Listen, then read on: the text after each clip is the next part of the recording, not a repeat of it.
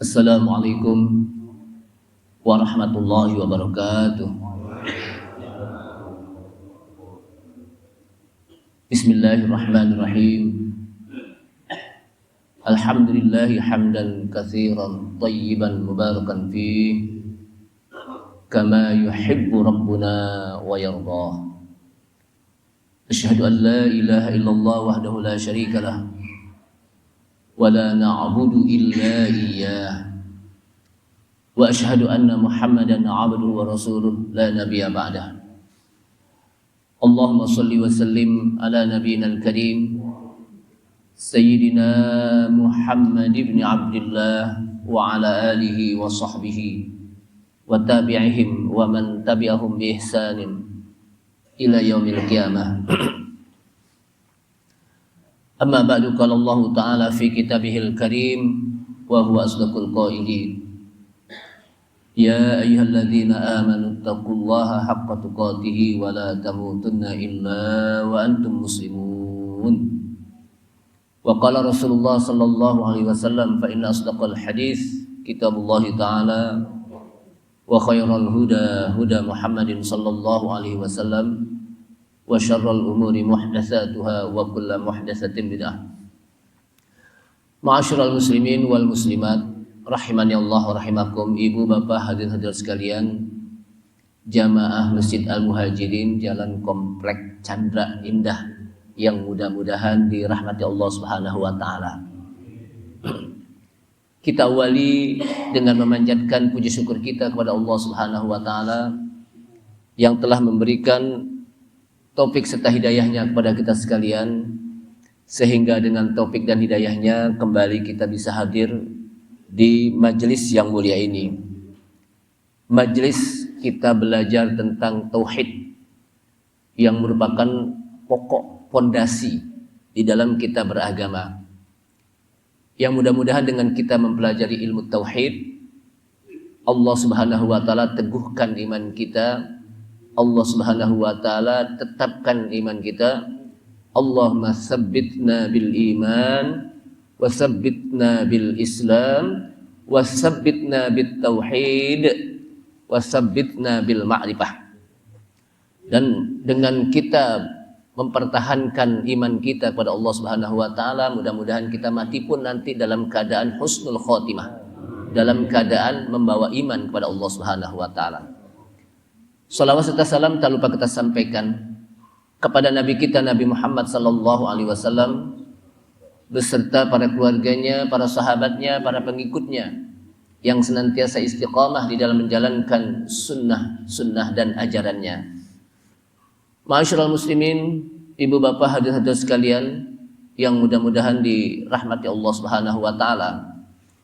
Pagi ini saya akan membahas tentang hadis Nabi sallallahu alaihi wasallam dalam riwayat Ibnu Abbas yang berkenaan dengan metodologi dakwah.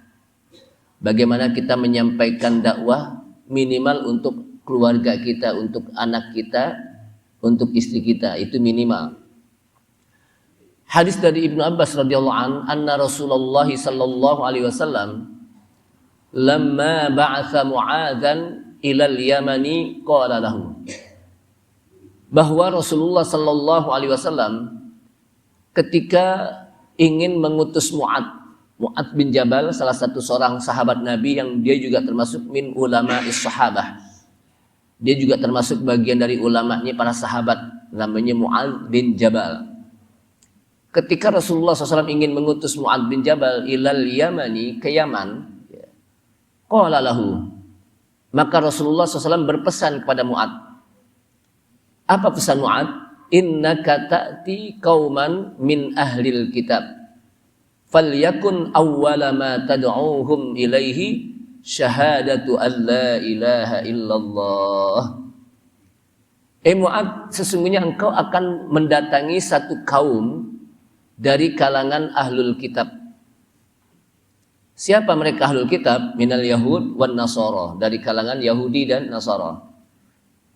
Oleh karena itu, falyakun awwala ma tad'uhum, maka hendaknya yang pertama sekali kamu dakwahkan mereka ilaihi, yaitu syahadatu alla ilaha illallah, hendaknya sampaikan tentang bersyahadah bahwa tidak ada yang berhak untuk diibadahi kecuali hanya Allah.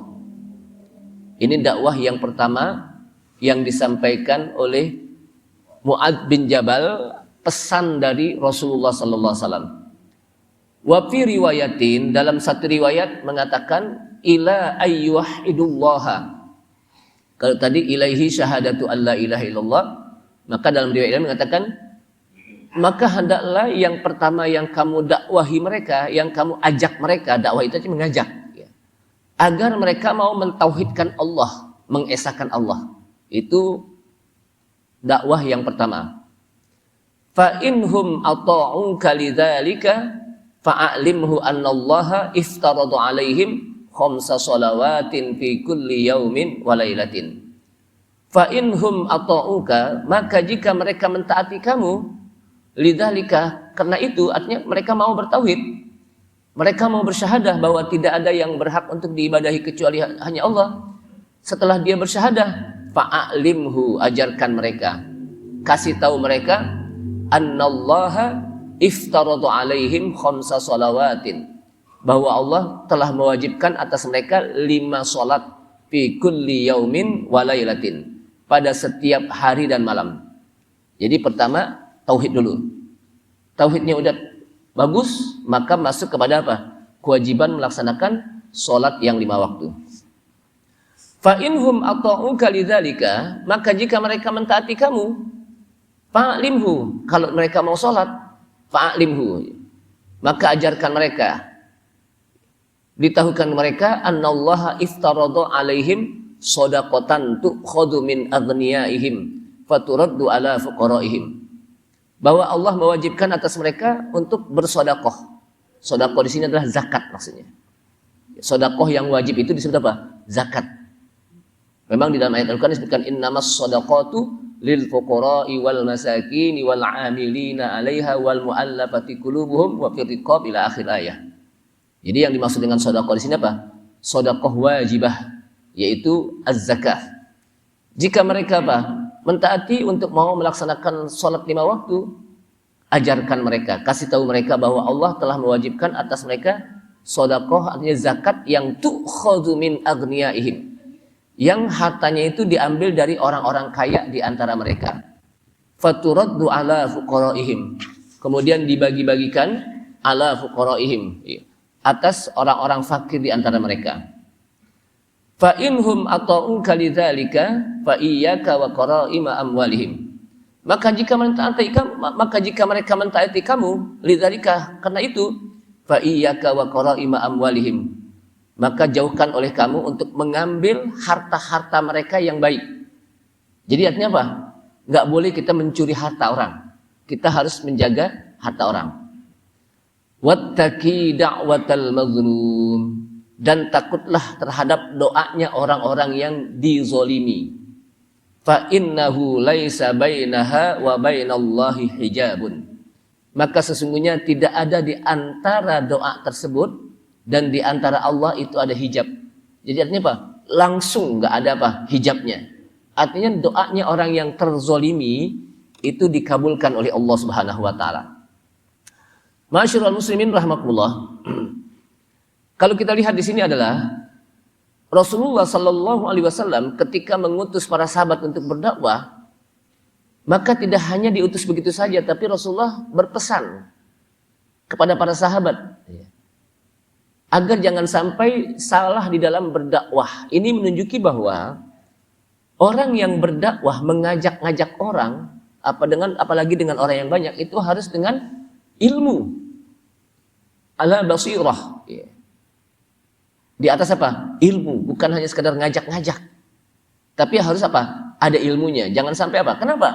Karena kalian, kata Rasulullah, engkau akan menghadapi satu kaum yang dikenal dengan ahlul kitab. Siapa ahlul kitab? Hum al-yahud wan nasara. Mereka adalah orang-orang Yahud dan orang-orang Nasara. Kenapa disebut ahlul kitab? Karena al-yahud wan nasara, mereka tahu betul tentang kitab Taurat, Zabur, Injil. Itu apa? Orang-orang ahlul kitab. Jadi mereka tahu tentang apa? Kitab Taurat, Zabur, dan Injil. Ya, mereka adalah orang-orang yang diturunkan Al-Quran, diturunkan Alkitab. Makanya disebut apa? Ahlul Kitab. Kemudian jamaah sekalian, yang pertama sekali hendaknya berdakwah dengan mengajak agar mereka mau beribadah kepada Allah, untuk mentauhidkan Allah Subhanahu wa taala. Nah, dari sini jamaah sekalian rahimakumullah, ketika Rasulullah sallallahu alaihi wasallam mengutus Mu'adz bin Jabal radhiyallahu an, makanya kan kelebihannya kalau pakai ini enak Pak, walaupun mati lampu kita masih bisa baca gitu. Kalau pakai kitab nggak bisa baca kita. Jadi ketika Rasulullah SAW mengutus Mu'adz bin Jabal radhiyallahu an ke daerah negeri Yaman untuk dakwah ilallah, berdakwah untuk mengajak beriman kepada Allah Subhanahu wa taala, mentauhidkan Allah, dan Rasulullah mengajarkan bagaimana metodologi dakwah di dalam menyampaikannya. Kenapa? Karena Rasulullah SAW akan menghadapi satu kaum yang mereka adalah ahlul ilmi wa jadal. Jadi orang-orang Yahudi, orang-orang Nasrani min ahlil kitab, dari kalangan ahli kitab, mereka adalah orang-orang yang alim. Kenapa? Karena mereka tahu betul tentang kitabnya. Kita lihat bagaimana Waraqah bin Naufal, Bukhara, dan para ahlul kitab lainnya. Mereka tahu betul tentang kitab yang diturunkan oleh Allah Subhanahu wa taala. Dan mereka juga ahlul jadal. Mereka juga ahli di dalam berdialog, berdebat. Jadi orang-orang Yahudi tentang agama mereka ahli berjadal, berdialog, berdebat, dan ahli ilmu, mereka tahu gitu. Sehingga di sini dibutuhkan adanya persiapan di dalam menghadapi dakwah di hadapan orang-orang Yahudi dan Nasrani. Jangan sampai ilmunya pas-pasan menghadapi orang-orang yang paham, orang-orang yang intelektual namanya. Kemudian agar agar dengan ilmu tersebut akan membangkitkan cara berpikir mereka. Kenapa? Karena bisa dibantah apa yang disampaikan. Lalu mereka sampaikan dengan argumentasi, bisa dibantah dengan ilmu yang kita miliki. Membangkitkan cara mereka untuk berpikir dan juga menolak syubhat-syubhat mereka. Apa sih syubhat? Syubhat itu artinya, ya disebutkan oleh para ulama, syubhat itu apa sih? Kerancuan seseorang di dalam memahami ajaran Islam. Padahal itu bukan ajaran Islam, itu namanya syubhat. Jadi adanya kerancuan di dalam memahami ajaran Islam. Padahal itu bukan ajaran Islam. Itu namanya syubhat. Dan syubhat yang paling ditakuti adalah fitnatus syubhat wa fitnatul syahwat. Ujian syubhat dan ujian syahwat. Dan yang pertama sekali yang disampaikan adalah yang paling penting. Apa itu? Fayad'un nasa ila islahil akidah. Mengajak orang untuk memperbaiki akidah, iman. Kenapa? Karena akidah, keimanan, tauhid, li'annaha al-asas. Karena dia merupakan pokok di dalam kita beragama. Jadi, awwalu wajibin alal insan ma'rifatullah bistiqon. Jadi kata satu kita awwalu wajibin alal insan, yang pertama sekali kewajiban atas manusia, ma'rifatullah, mengenal Allah, bistiqon, dengan cara yakin. Karena ini asas di dalam kita beragama. Ibadat rumah itu dia pondasinya. Ibadat rumah dia pondasinya. Sedangkan sholat itu tiangnya. Kalau rumah nggak ada pondasinya, tiba-tiba diri aja, kira-kira rumah ini keker nggak? Kuat nggak kira-kira? Enggak. Atau ada pondasinya tapi nggak ada tiangnya, nggak diri juga. Maka pondasinya adalah iman. Pondasinya ada iman, tauhid kepada Allah Subhanahu wa taala. Kemudian tiangnya wa'amuduhu as-shalah, kata Rasulullah. Dan tiangnya itu as-shalah. Ra'su kulli amrin al-Islam. Jadi pokok perkara itu Islam. Wa'amuduhu as-shalah, dan tiangnya itu salat. Dan puncaknya itu adalah jihad. Ya. Jamaah sekalian, ini merupakan dasar yang hendaknya dalam berdakwah itu sampaikan dulu yang pertama tentang tauhid. Karena para nabi dan rasul sebelum mereka menyampaikan tentang apa? Sebelum mereka menyampaikan tentang syariat, bagaimana cara ibadahnya, maka mereka menyampaikan tentang tauhid. Wa kadzalika ba'atsna fi kulli ummatin rasulan an ya'budullaha wajtanibut taghut. Wa kadzalika ba'atsna, dan begitulah kami telah utus setiap umat. Wa kadzalika ba'atsna fi kulli ummatin, kami telah utus kepada setiap umat rasulan, seorang rasul. Apa tugasnya? An ya'budullah, agar mereka mau beribadah kepada Allah. Tugasnya menyampaikan kepada umatnya agar umatnya mau beribadah kepada Allah. Sebetulnya cukup sampai di situ, tapi Allah SWT lanjutkan, wajtanibut taghut, dan jauhkan taghut. Apa itu taghut? Sesembahan selain Allah, itu disebut taghut. Kata para ulama apa? Sesembahan selain Allah itu apa? Disebut taghut. Tapi yang disembah itu nggak ridho. Tapi kalau yang nggak ridho, kayak Nabi Isa disembah, dia bukan taghut. Kenapa? Karena Nabi Isa nggak apa? Nggak ridho untuk disembah. Uzair ibnullah. Orang-orang Yahudi mengatakan bahwa Uzair itu apa? Anak Allah. Lalu disembah. Maka Uzair tidak apa? Tidak ridho. Nabi Isa juga mengatakan apa? Mereka mengatakan Al-Masih ibnullah. Lalu disembah bahwa Al-Masih Isa ibnullah. Lalu disembah, maka Nabi Isa tidak ridho. Tapi sesuatu yang disembah selain Allah, itu disebut apa? Taghut. Kenapa dilanjutkan? Karena berapa banyak orang yang beribadah kepada Allah Subhanahu wa taala, tapi dalam sisi lainnya dia masih percaya kepada sembahan-sembahan selain Allah. Percaya kepada apa? Sembahan-sembahan selain Allah. Apa sih sembahan selain Allah? Percaya bahwa alam ini ada yang tentukan selain Allah Subhanahu wa taala. Contohnya gini, ada orang sholat rajin, tapi selesai sholat dia juga rajin ke dukun umpamanya. Dan dukun itu kan sekarang ini macam-macam Pak namanya Pak. Kalau zaman kita dulu mungkin dukun, tapi sekarang itu ada yang namanya orang pinter, ada namanya apa? Paranormal, macam-macam tuh. Maka saya katakan orang yang datang ke orang yang datang ke orang pinter, berarti yang datang itu pinter gak? Enggak pinter. Kenapa? Karena dia menyatakan yang didatengin apa? Orang pinter itu. Paranormal, orang yang datang ke paranormal berarti orang yang datang itu normal gak? Kenapa? Karena dia tidak, kata para ulama, orang yang percaya terhadap adanya ramalan-ramalan yang disampaikan oleh para dukun, apakah itu namanya orang pinter, apakah itu yang namanya orang paranormal, bahkan sekarang ini Pak, saya lihat dia dukun tapi dandanannya kayak kiai, sehingga orang ketika datang, wah ini kiai ini, padahal dukun gitu. Jadi orang terkecoh ini sekarang ini, biar orang pada cium tangan itu. Ya. Maka ini Pak, hati-hati. Yang dilihat ilmunya, makanya kata Imam Syafi'i apa? Rahimahullah. Idza ra'aita rajulan yamshi 'alal ma wa yatiru ilal hawa fala tata'ajjab. Apabila engkau melihat seseorang ada yang bisa berjalan di atas air, wah jalan di atas air hebat nih, jangan sampai karomah nih gitu kan. Wa yatiru ilal hawa, dan dia bisa terbang ke udara. Fala tata'ajjab, jangan ente apa? Kagum. Bisa jadi itu sihir. Bisa jadi apa? Itu sihir. Jangan kagum. Hatta yatamassaka bil Qur'ani was sunnah. Sampai orang tersebut berpegang pada Al-Qur'an dan sunnah enggak? Orang ini alim enggak? Berpegang kepada Al-Qur'an enggak? Ikutin Rasul enggak? Gitu. Kalau hanya sekedar bisa terbang di atas udara, bisa jalan di atas air, itu dukun juga bisa. Kenapa? Karena main apa? Mereka main jin. Maka hati-hati, kita jangan terkagum-kagum dengan penampilan orang. Karena kan sekarang ini orang ngelihat zohirnya saja kan.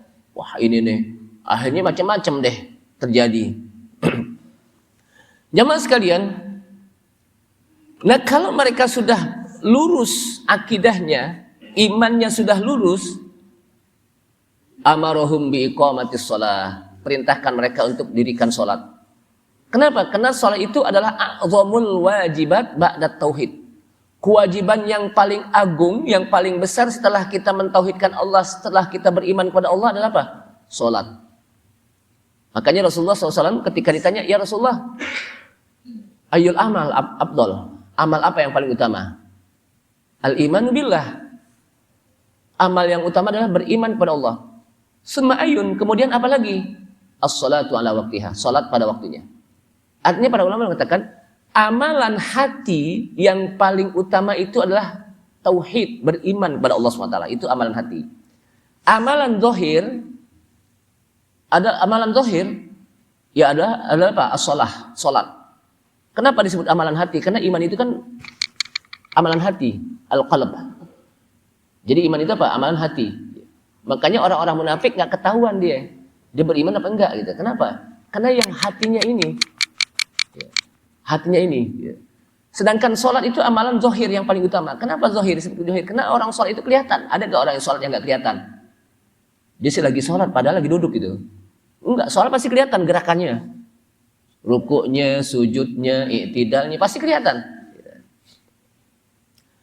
Kemudian disebutkan lagi, apabila mereka sudah melaksanakan sholat, amaru aghniyahum bidaf'i zakati amwalihim, maka perintahkan dari orang-orang kaya mereka untuk melaksanakan zakat dari harta-harta mereka yang baik, yang diberikan ila fuqaraihim, kepada orang-orang fakir. Sebagai apa? Syukron lillah, sebagai rasa syukur kita kepada Allah. Jadi orang yang mengeluarkan zakat, dia sudah bersyukur kepada Allah Subhanahu wa taala.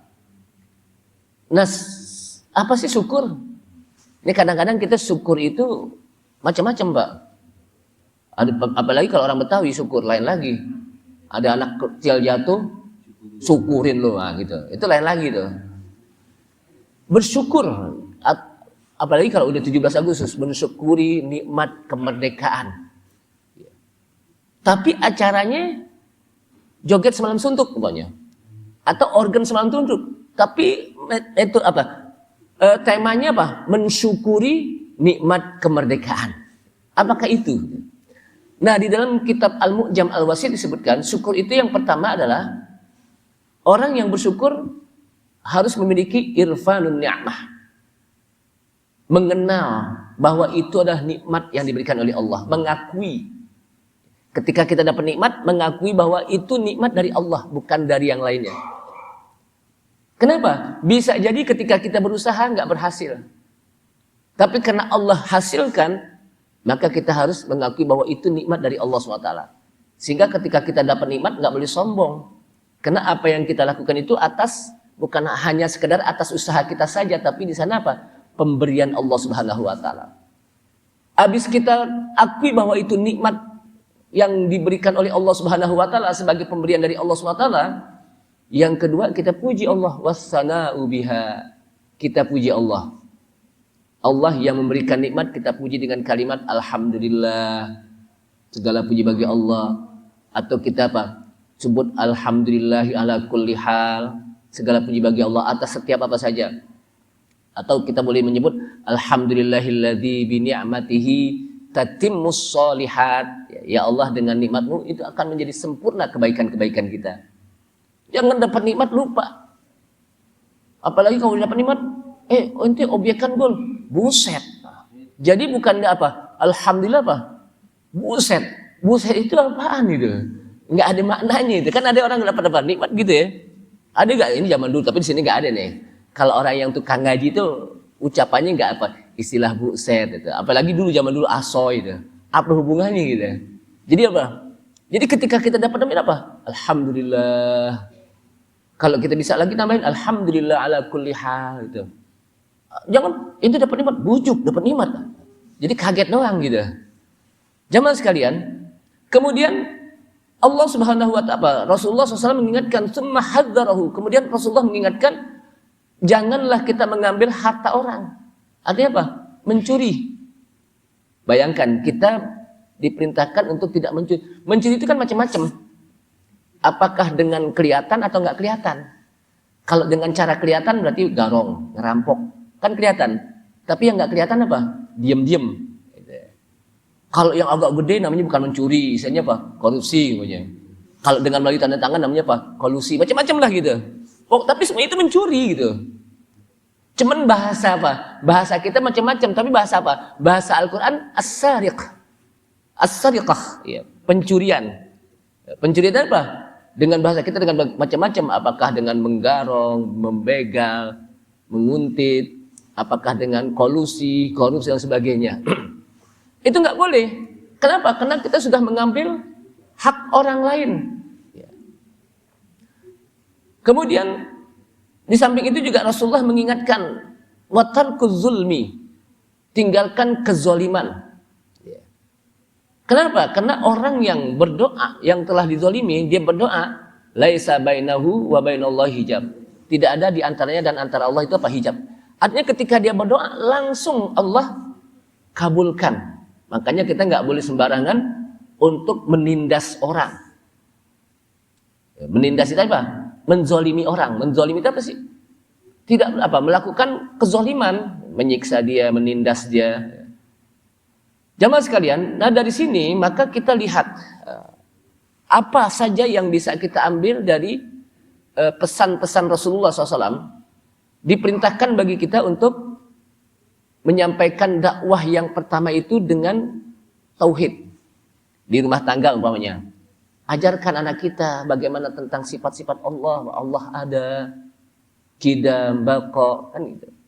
Allah apa? Mukhalafatul lil hawadits, beda. Allah yang zat yang wajib kita sembah. Itu namanya apa? Sifat-sifat Allah kita kenalkan kepada anak-anak kita. Dan sekarang ini kan banyak anak-anak yang nggak kenal Allah Subhanahu wa taala. Setelah itu kenalkan mereka tentang nabinya. Sekarang banyak anak-anak yang tidak kenal nabinya, yaitu nabi kita Nabi Muhammad SAW, dan mengenalkan mereka para sahabat. Sahabat baik Abu Bakar, Umar, Utsman, Ali radhiyallahu anhum, ajarkan mereka. Sekarang ini banyak anak-anak yang nggak kenal mereka. Mereka lebih banyak kenal apa? Artis-artis, entertainment dan sebagainya. Ini apa? Maka dakwah yang pertama apa? Tentang tauhid.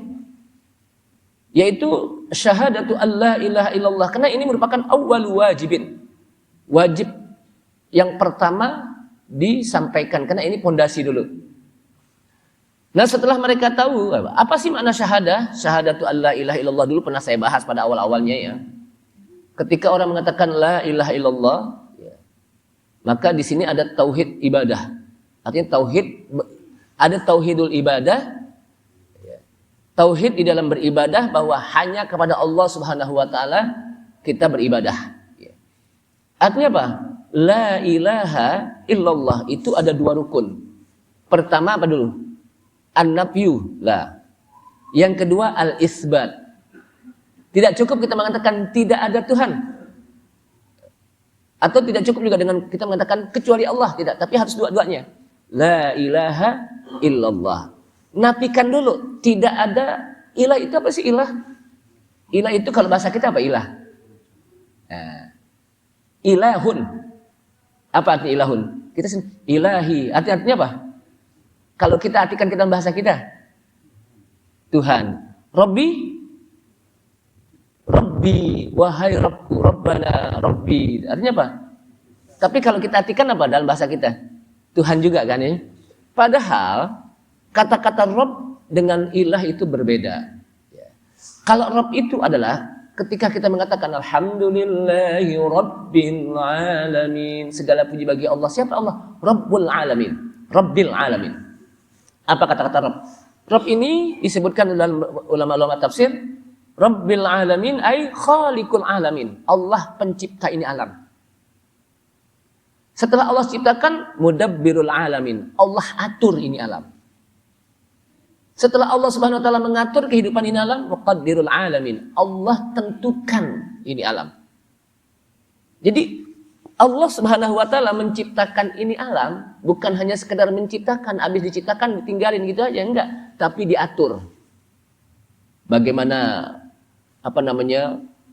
bintang-bintang di atas yang tidak saling bertabrakan, planet-planet, manusia, binatang-binatang yang ada di laut. Itu semuanya sudah diatur oleh Allah Subhanahu wa taala. Setelah Allah Subhanahu wa taala ciptakan kemudian ditentukan umurnya, ditentukan ajalnya, ditentukan rezekinya dan sebagainya. Itu apa? Rabbil alamin. Jadi Rabbil alamin itu apa? Mencakup pertama apa? Khaliqul alamin, menciptakan ini alam. Allah pencipta ini alam.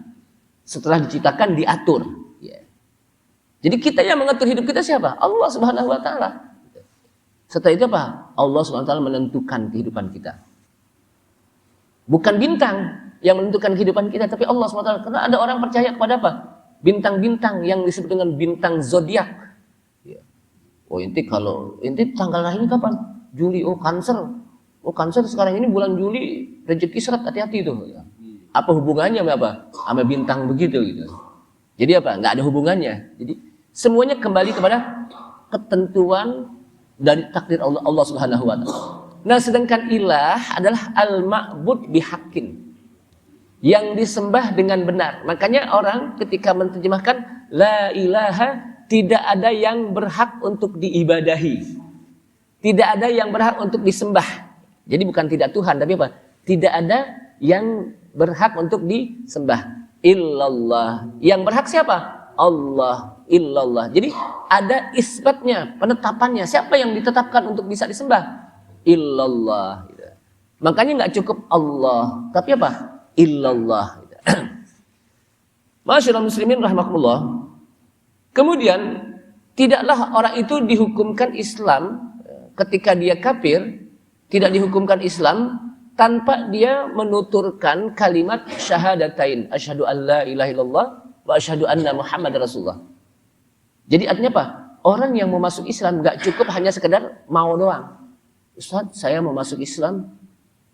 Ya udah inti jadi deh sekarang Islam nih. Kenapa? Karena itu udah mau masuk Islam gitu. Nggak cukup itu. Harus dituturkan, diucapkan kalimat syahadatain. Makanya kalau orang mengucapkan apa? Syahadatain apa? Mau masuk Islam kan harus apa? Syahadat dulu kan? Asyhadu an la ilaha illallah wa asyhadu anna Muhammadar Rasulullah. Diucapkan sebagai zahir kalimat. Ya. Kenapa? Karena itu kembali kepada makna iman. Makna iman itu apa sih? Takrirun bil lisan, wa tasdikun bil qalbi, wa amalun bil arkan. Yang disebut iman itu takrirun bil lisan, diucapkan dengan lidah. Makanya kalau orang mau masuk Islam kan harus diucapkan dengan apa? Lidah. Kalimat asyhadu an la ilaha illallah wa asyhadu anna Muhammadar Rasulullah. Kemudian dia masuk yakini dalam hati dia. Baru kemudian diamalkan apa yang diperintahkan oleh Allah Subhanahu wa taala, salat. Ketika dia beriman kepada Allah Subhanahu wa taala, maka dia wajib salat. Ketika masuk Ramadan dia wajib berpuasa. Ketika dia punya duit dan berzakat dan atau pergi haji dan sebagainya. Artinya apa? Dizohirkan, ya. Diamalkan dengan seluruh anggotanya. Ya. Jadi nggak bisa. Aneh sih mau masuk Islam tapi nggak mau keluarin zakat, nggak bisa juga. Aneh sih mau masuk Islam tapi nggak sholat, apalagi gitu. Nggak boleh. Jadi harus apa? Wa amalun bil arkan. Jadi jangan sampai ada orang ketika mau masuk Islam, Ustaz saya mau masuk Islam. Ya udah jadi Islam kenapa? Karena itu udah mau masuk tadi, udah niat gitu. Nggak jadi. Harus coba inti syahadah dulu sekarang gitu. Dan itu pun jangan ditunda kata para ulama. Ketika dia mau masuk Islam jangan ditunda. Nanti deh seminggu yang akan datang inti masuk Islam, sekarang biar saya undang orang-orang biar apa bisa menyaksikan. Jangan sampai ketika belum seminggu udah apa? Udah meninggal sementara dia belum bersyahadah. Yang dosa siapa? Kita. Apalagi takut-takutin. Saat saya mau masuk Islam, inti sebelum syahadah, sunat dulu inti sunat. Akhirnya nggak jadi deh. Kenapa? Disuruh sunat katanya. Syahadah dulu. Adapun nanti mau sunat. Gitu. Nah, ketika sudah masuk Islam, dia sudah masuk ke dalam apa? Islam. Masuk zuhur. Wajib gak dia salat zuhur? Wajib. Ustaz kan baru banget Ustaz syahadah ya. Pas masuk ke zuhur dia langsung lupa. Tetap wajib. Lakukan semampunya. Kenapa? Karena dia baru masuk Islam. Ikutin aja dulu. Tapi sambil berjalan. Jangan sampai ada orang masuk Islam ditinggalin gitu aja, digandeng, dididik, dibina. Saya nggak tahu di Indonesia ini ada pembinaan orang-orang yang masuk Islam nggak ada. Itu perlu juga, Pak. Kadang-kadang ada dikasih sertifikat ya, untuk mengetahui bahwa dia betul-betul apa, mu'alaf. Karena banyak sekarang yang ngaku-ngaku, Pak. Nggak ada gitu aja, Pak, ngaku-ngaku, saya mau Islam. Padahal bukan gitu kan. Jadi apa? Ada banyak orang ngaku-ngaku tuh. Ngaku-ngaku datang ke masjid, pakai kain sarung, pakai peci. Saya mu'alaf, ditanya, ternyata bukan gitu kan. Ya, jadi kenapa sih sekarang perlu ada tanda? Perlu untuk apa? Untuk mengetahui dan meyakini bahwa dia betul-betul apa? Islam. Karena banyak sekarang apa? Kejahatan-kejahatan yang seperti itu. Kemudian jamaah sekalian, dan ketika Rasulullah SAW menyampaikan kepada Mu'adz, maka Mu'adz apa?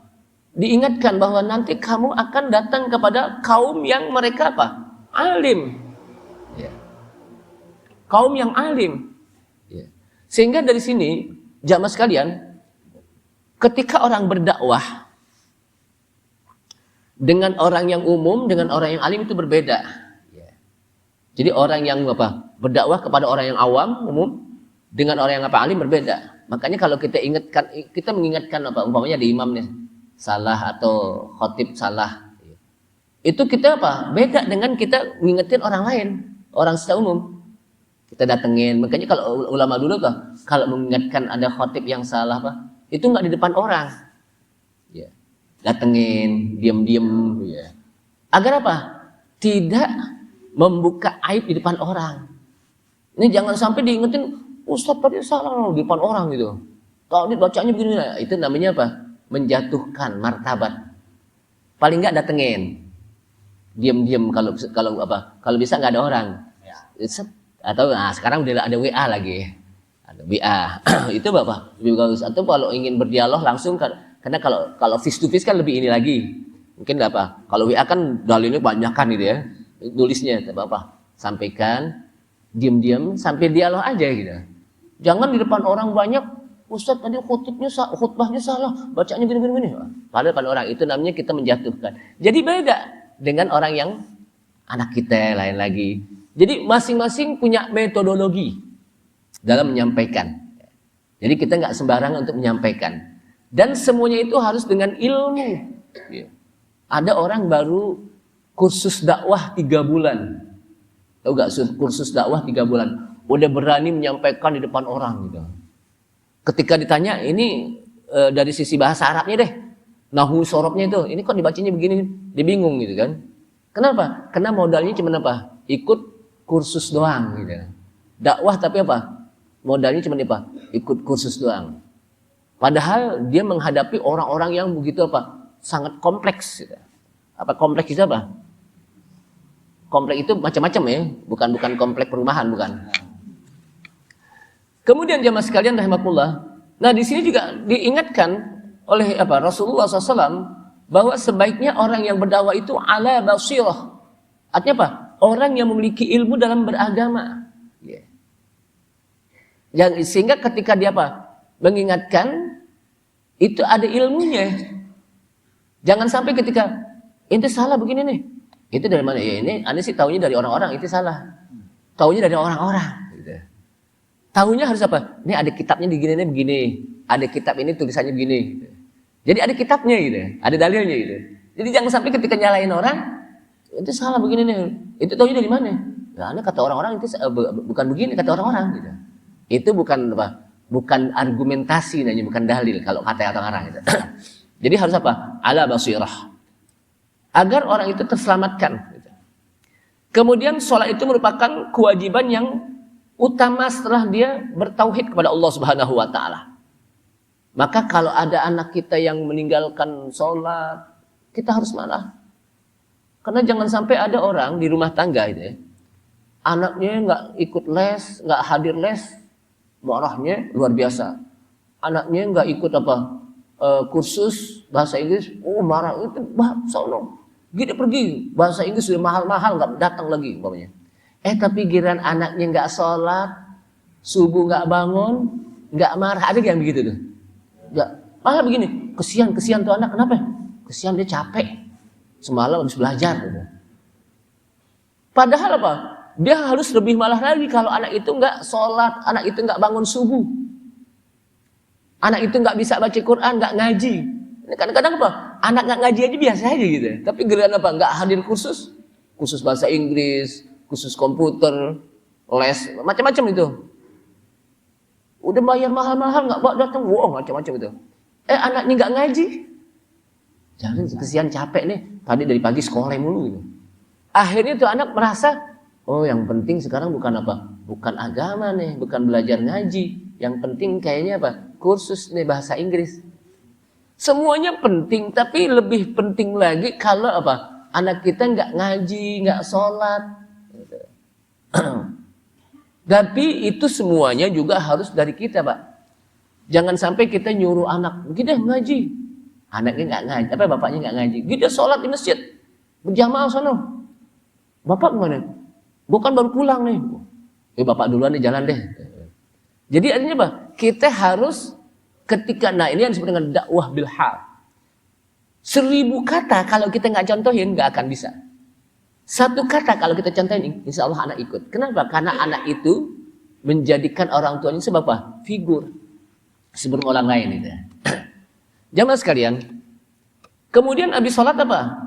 Zakat. Karena zakat itu disebutkan an zakat aujabul arkan ba'da sholat. Jadi zakat itu merupakan rukun yang utama setelah sholat. Zakat. Kenapa? Sholat itu yang hubungannya kepada Allah. Sholat itu yang hubungannya apa? Kepada Allah. Zakat yang hubungannya kepada apa? Manusia. Zakat itu apa? Sholat itu kan hubungannya kepada Allah kan? Kita bersujud. Sujud di hadapan siapa? Allah Subhanahu wa taala. Kita berruku, kita takbir, Allahu Akbar kan gitu. Hati-hati bacaan takbir. Ada yang bacaan takbir, Allahu Akbar lain. Ada juga Allahu Akbar. Hati-hati. Kalau dibaca Allahu Akbar, kira-kira betul gak? Salah. Berarti tengah-tengahnya ada huruf wawu. Karena ada imam yang baca Allahu Akbar. Emang sih kedengarannya, keren banget, Allahu Akbar gitu. Tapi salah. Jadi disebut nggak boleh juga. Jadi di dalam kitab Al-Um yang ditulis oleh Al-Imam Syafi'i itu diatur cara bacaan takbir saja dalam salat itu dibaca apa? Diatur. Pertama tidak boleh baca Allahu Akbar dengan A-nya panjang. Allahu Akbar. Kenapa? Kalau dibaca Allahu Akbar artinya apakah Allah Maha Besar? Di situ ada AA. Sebagaimana dalam Al-Quran kan Allahu adina lakum gitu kan. Apakah? Atau dia baca, jadi nggak boleh dipanjangin A-nya. Yang kedua tidak boleh barnya dipanjangin. A-nya betul. Allahu Akbar. Kenapa? Kalau bar dipanjangin berarti bar itu beduk. Kalau gitu Allah beduk dong. Makanya nggak boleh panjang. Jadi Allahu Akbar. Atau juga tidak boleh diselahi dengan wawu di tengah-tengah. Allahu Akbar. Allahu Akbar. Nggak boleh juga. Kenapa? Allah dan Maha Besar. Padahal Allahu Akbar itu satu kata yang tidak bisa dipisahkan. Sebagai sifat Allah Akbar, Maha Agung. Jadi di situ harus kita pahami itu. Makanya apa? Kita harus belajar juga walaupun Ustaz, saya kan udah sholat dari dulu, ya tetap harus proses. Kenapa kita diperintahkan untuk thalabul ilmi walaupun kita udah agar bisa jadi di antara yang kita lakukan ada yang salah. Maka dengan thalabul ilmi kita perbaiki. Lalu Ustaz yang salah itu gimana? Mudah-mudahan Allah maafkan. Kenapa? Karena kita dalam proses menuntut ilmu. Berbeda kalau kita nggak proses menuntut ilmu, udah merasa apa? Udah cukup. Jamaah sekalian. Kemudian juga disebutkan lagi bahwa mendayakan zakat itu adalah dari orang kaya ke orang fakir. Yang disebutkan oleh Allah Subhanahu wa taala dalam ayat Al-Qur'an ya. Di dalam surat At-Taubah, innamas shadaqatu lil fuqara'i wal masakini wal 'amilina 'alaiha wal mu'allafati qulubuhum wa fir riqabi wal gharimina wa fi sabilillahi wa banis sabil, yang disebut dengan 8 asnaf. Itu namanya apa? Orang-orang yang berhak mustahik mendapatkan apa? Zakat mal. Disebut fakir dulu. Innamas shadaqah, karena fakir itu di bawah miskin. Kalau bahasa kita apa? Fakir itu apa? Di bawah garis kemiskinan. Miskin itu masih apa? Jadi kalau fakir itu udah nggak punya kerjaan, kebutuhan juga banyak, itu namanya apa? Fakir. Kalau miskin ada kebutuhan tapi tidak bisa memenuhi. Makanya apa? Di bawah apa? Fakir itu ininya di bawah miskin. Gitu. Wal masakin wal amilina 'alaiha. Dan banyak sekali ini ya. Kalau kita sebutkan tentang apa? Orang-orang yang berhak mendapatkan zakat. Kemudian tidak boleh kita mengambil harta orang tanpa ridho dari orang tersebut. Tidak boleh kita mengambil. Kemudian Rasulullah SAW mengingatkan bahwa hendaknya kita jauhkan perbuatan zalim. Nah, ini hati-hati nih. Fa inna da'watal mazlum mustajabun. Maka sesungguhnya orang yang terzalimi itu doanya mustajab. Mustajab. Tidak ada antara dia dengan apa?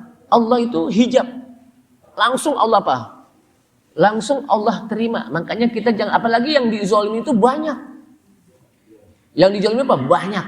Maka semuanya berdoa terkabulkan. Makanya hati-hati. Maka di sini jamaah sekalian rahimakumullah, hendaknya kalau kita lihat dalam apa? Hadis ini, pertama ajarkan anak kita tentang tauhid. Yang kedua, perintahkan mereka sholat. Muru auladakum bis sholati inda sab'in wadribuhum inda ashrin. Perintahkan anak-anak kalian sholat pada saat umur 7 tahun. Berarti sebelum 7 tahun mereka diperintahkan untuk belajar sholat. Sehingga ketika kita perintahkan sholat udah bisa di umur 7 tahun.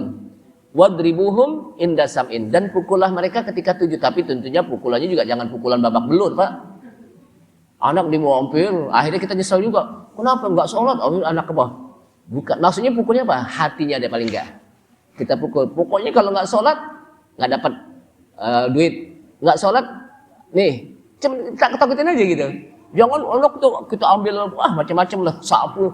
Akhirnya pada balan, tuh, pada balan, Pak. Pada merah badannya itu. Kenapa? Habis dipukul itu juga enggak boleh juga. Kenapa?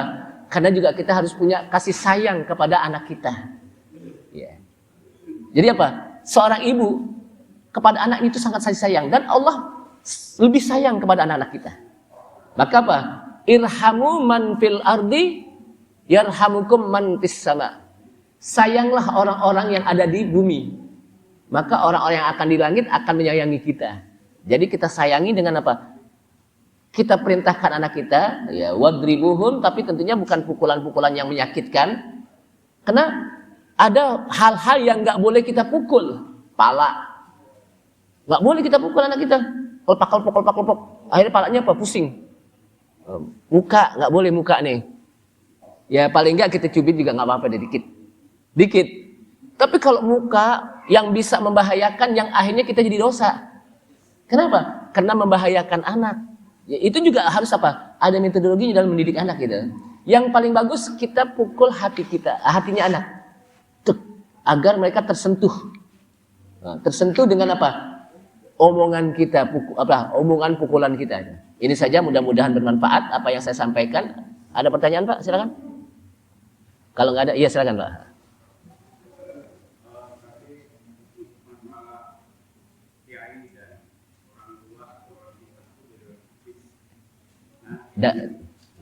Sama-sama menggunakan bahasa Al-Quran. Ini bagaimana Ustaz kalau kita misalkan keliru sampai masalahnya ke orang yang pintar tadi, gitu. Itu kan bedanya tipis gitu. Bagaimana kita stop itu?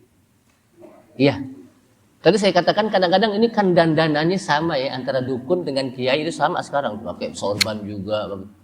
Ternyata amalannya berbeda gitu. Amalannya berbeda. Dan itu bisa dilihat dari amalannya kan? Amalannya gitu. Kalau orang yang alim itu dia betul-betul punya ilmu. Dia menghafal Al-Qur'an, hadis, dia bisa menyampaikan itu. Kalau itu kan cuma ngomongannya doang kalau dukun itu. Dan omongannya apa? Tentang perdukunan gitu. Biasanya gitu kan, kelihatan dari situnya. Makanya di sini kita tidak boleh melihat orang secara zahirnya saja.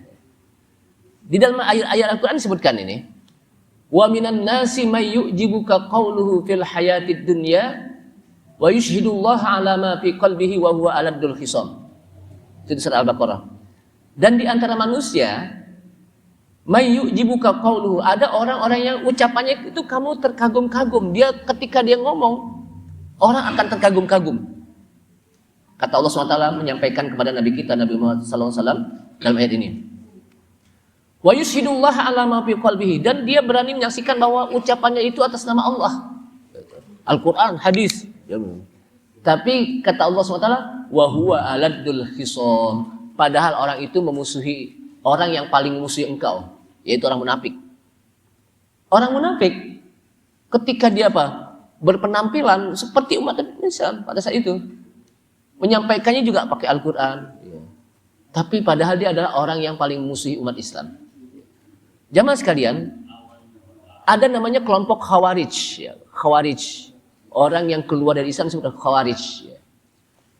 Disebutkan dalam hadis, orang ini, kelompok ini, kalau udah ibadah itu luar biasa sampai menangis. Kita kalah dengan ibadahnya. Tapi orang ini ternyata menyimpang dari Islam. Namanya Khawarij.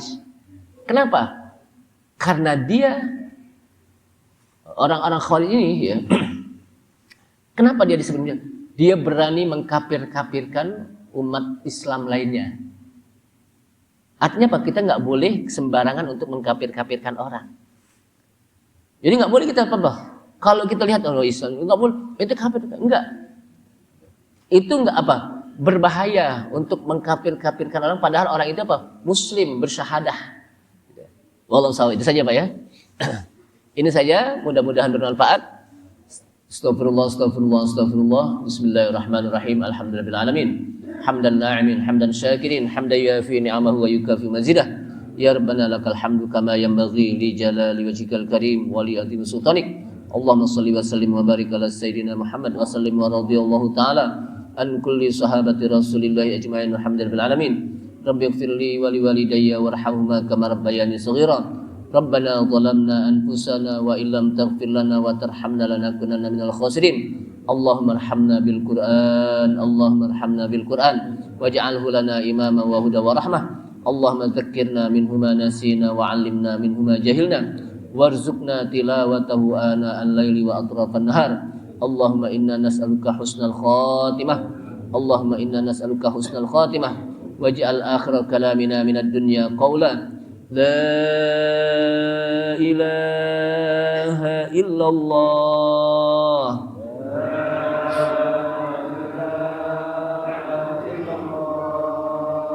La ilaha illallah.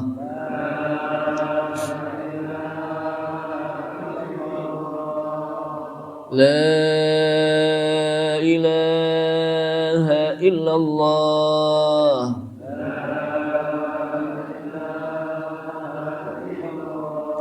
Muhammadur Rasulullah sallallahu alaihi wasallam, alaiha nahya wa alaiha namut wa alaiha nub'atu insyaallah taala minal aminin. Rabbana taqabbal minna innaka antas samiul alim wa tub alaina innaka antat tawwabur rahim. Rabbana atina fid dunya hasanah wa fil akhirati hasanah wa qina adzabannar wa adkhilnal jannata ma'al abrar. Ya Aziz ya Ghaffar ya Rabbal alamin bi rahmatika arhamar rahimin. Da'wahum fiha subhanakallahumma wa tahiyatum fiha salam wa akhiru da'wahum alhamdulillahi rabbil alamin. Assalamualaikum warahmatullahi wabarakatuh.